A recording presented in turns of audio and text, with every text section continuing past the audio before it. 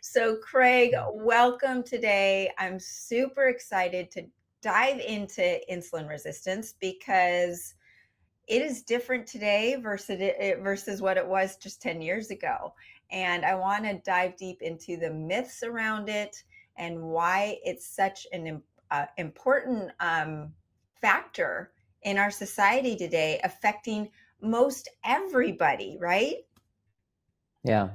Well, thank you for having me on, Sarah. I appreciate it. It's always good to chat with you. Yeah, I think insulin resistance. Uh, you know, I think we can dive into a couple different areas, but root causes is important to really understand how to reverse those root causes. But also, the outcomes of insulin resistance are so wide and varied. Like, there's so many things that really at the root to have insulin resistance as their root cause. Everything from PCOS to Alzheimer's to a lot of these conditions that can be traced back to insulin resistance. So it's a very important topic.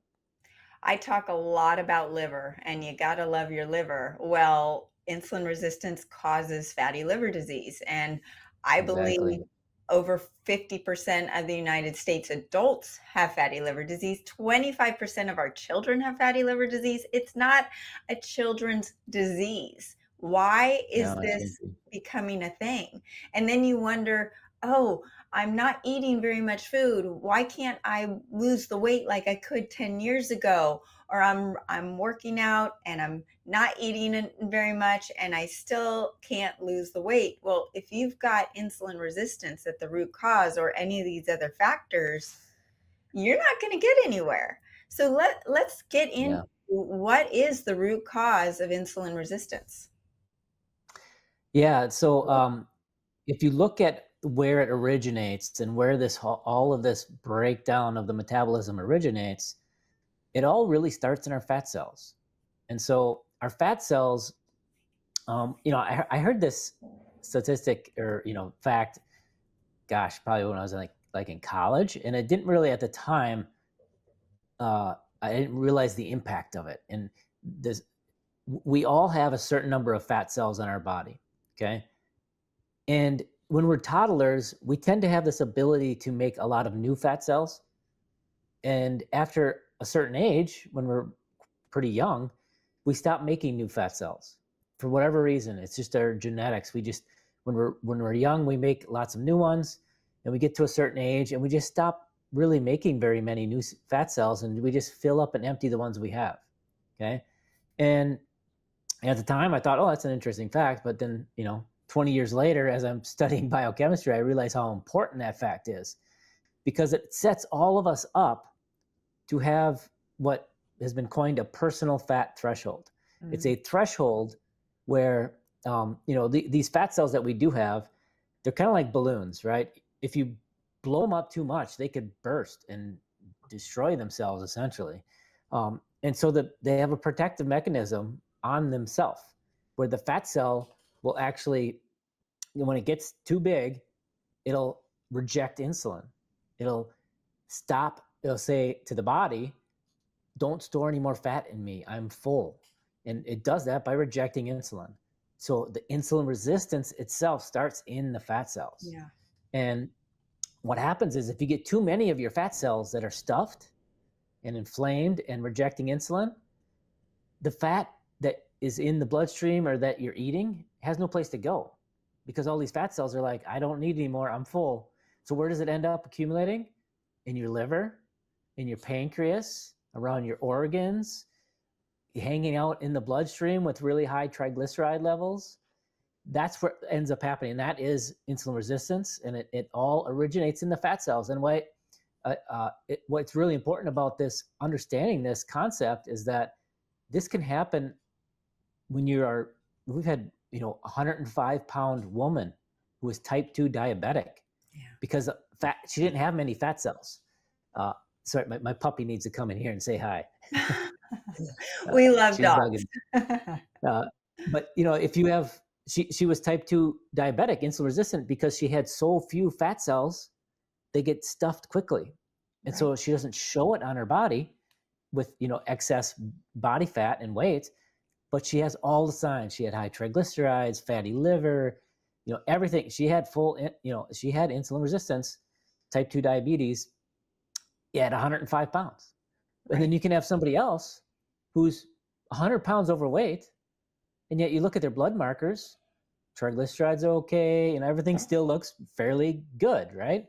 And that's because they have a lot of fat cells and they're not all stuffed yet. And so when you look at this, you can really break it down to this, kind of root cause of these fat cells getting too stuffed and inflamed. And that's the root cause of insulin resistance. So, do some people have a genetic disposition to be able to make more fat cells than other people? Yes, and the genetic factor to it too. And this is part of the reason why, like, there's a lot of Polynesian communities who can gain a lot of weight before this breakdown starts to happen. They may have a little bit of a predisposition to be able to make more fat cells, or make enough fat cells when they're young to be able to have enough capacity to gain a lot of weight before this breakdown happens. Other communities, like some of the Asian communities, I think are on the other end of the spectrum. They don't have as many, uh, genetically, as many of the fat cells that are generated, or aren't able to create as many when they get older, beyond youth, and so they tend to get diabetes at a lower weight. And you'll see this, and so there's definitely genetic factors to it. Everybody's different, and there are exceptions. And we have a great example. Tyler, he was a client, actually went to the same high school as Maria, and was friends with Maria's brother.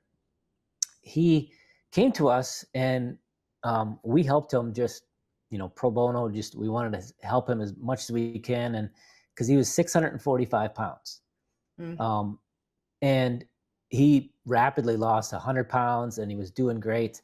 But what I did at towards the beginning is I had him run some blood tests, and we have this test we use that tests fasting insulin, fasting glucose, A1C, triglycerides, HDL. It tests a lot of these key factors, right? And I ran this test on him at almost 600 pounds. And you would think 600 pounds, he's got to be insulin resistant, right? Yeah. I believe he is one of the few people out there that can actually continue to make new fat cells as they're needed, as he gets bigger and bigger, even though he's 38 years old.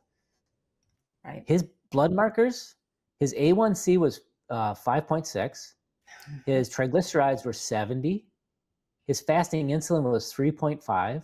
Oh, This is at 600 pounds. wow. And, and so it just shows you, okay, here's the exception to there's genetically, he's able to create new fat cells. And when you're able to create new fat cells, what happens?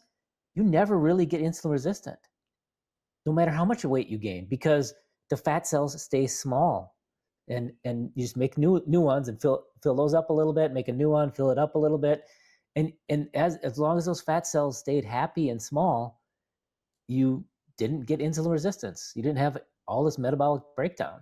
And so that, I think, really kind of shows, the proves, if you will, personal fat threshold, by showing that if you were able to keep making new fat cells, you never get insulin resistance. Well, correct me if I'm wrong, but you don't want to be someone to continue to make new fat cells, because once they're there, they have the propensity to hold on to more fat. You might shrink them like a balloon, right? But it's still there, ready to hold on to more fat. You can't get rid of fat cells once they're made. Well, yes and no. Part of that is, you know, generally the concept is you don't want fewer fat cells, you want small fat cells.